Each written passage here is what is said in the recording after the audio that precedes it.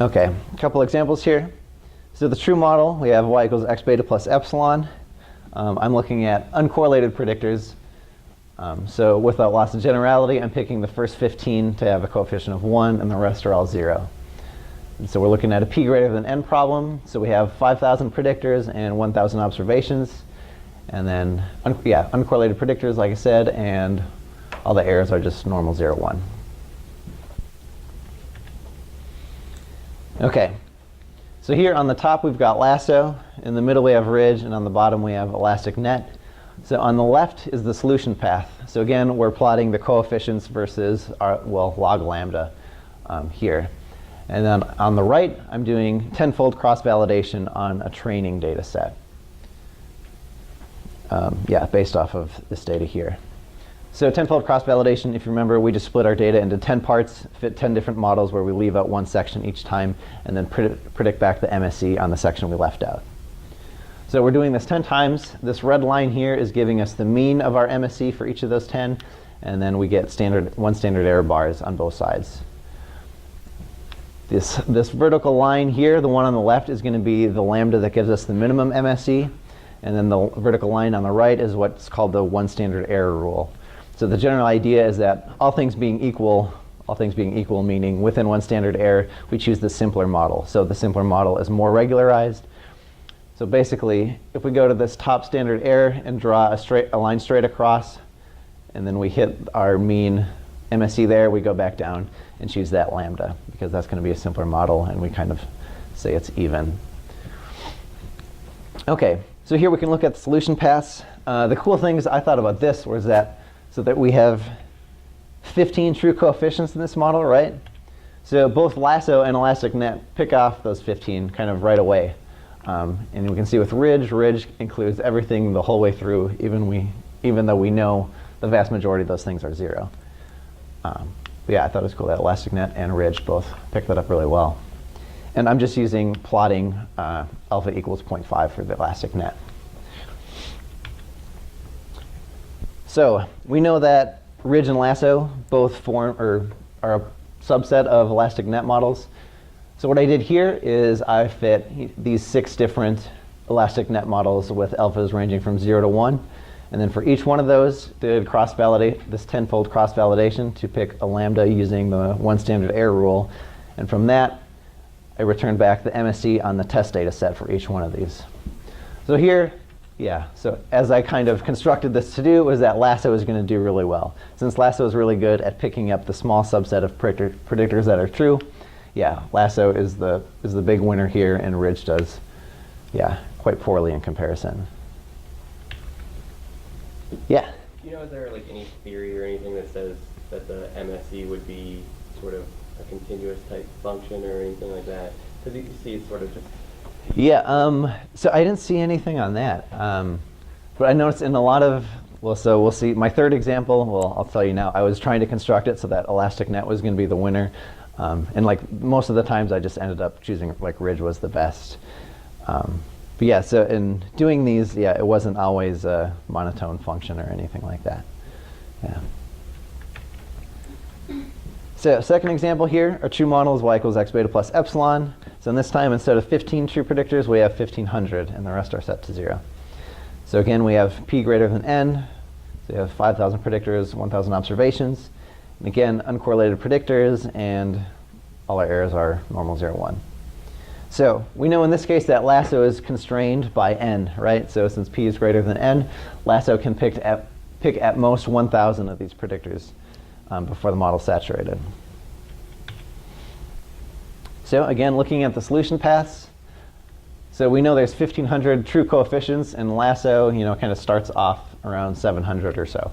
So LASSO is only picking off a very small minority of it. So looking at this stuff here, the LASSO that we're selecting, only has, it looks like less than 6 variables still in the model, and we know there's 1,500.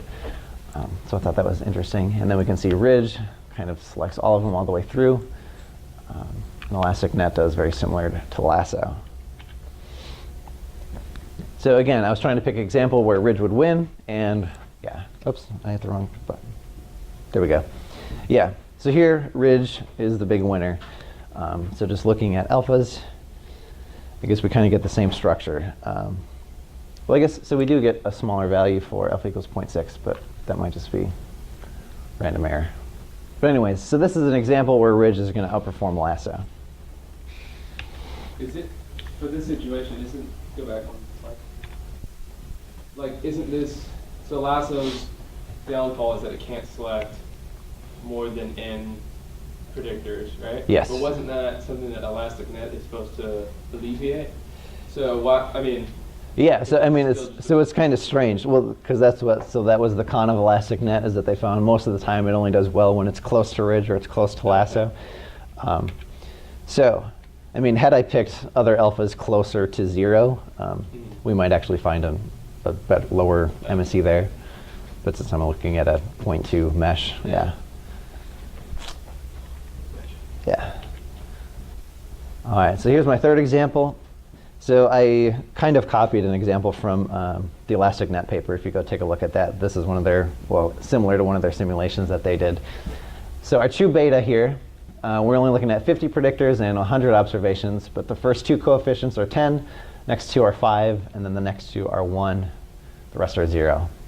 And here we have highly correlated predictors, so it's kind of this autoregressive order 1 model, where the covariance between columns xi and xj of our design matrix X is going to be 0.7 raised to the absolute value of I minus j.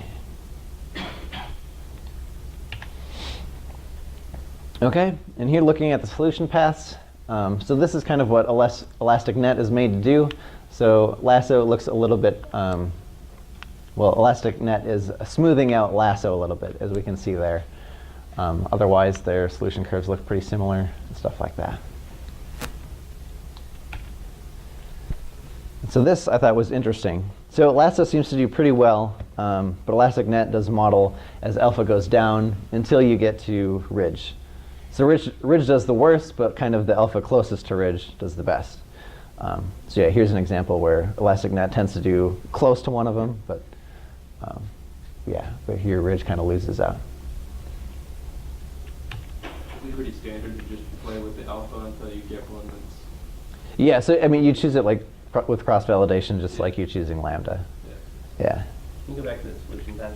Yeah. So, is ElasticNet setting a bunch of them to 0 right away? Is that why? Or what the alpha equals 0.2? Why it's doing so much better than the ridge? Or? Yeah. Well, so for ElasticNet here, this is plotting alpha equals 0.5. So and so all of these alphas are pretty close to what lasso is. You know, it's not that big of a difference. Yeah, I guess I can't point out exactly the mechanism that's making ElasticNet better. All right, so I kind of summarized what we went over today. So we can do p greater than n problems. This is huge. So as far as like us who took 522 or 552, like we went through a semester where p greater than n problems were out of the realm of possibility. So now we can do it, so that's pretty cool. And so through the examples, we saw that no penalty is going to be universally superior. Ridge and lasso both fit into the ElasticNet framework. So we just kind of do cross-validation to pick our lambda and our alpha for this stuff. And then several versions of the lasso exist. So the one I mentioned was group lasso. Another big one is adaptive lasso. And I believe Will here is going to be talking about those next week. So stay tuned for that. All right, any questions on the stuff I talked about? Yeah? Well, so this, you mentioned ridge and lasso and ElasticNet is like a weighted average of the two. Are there other big names that you like stumbled across but didn't include in the talk because? Well, yeah, so these two groups, so I was going to originally covering adaptive lasso, and it's a cool idea. It just kind of penalizes coefficients in comparison as to what their OLS estimates are, which we'll talk about next week. But yeah, so adaptive lasso is the big one that a lot of people, find that works out better than the original lasso.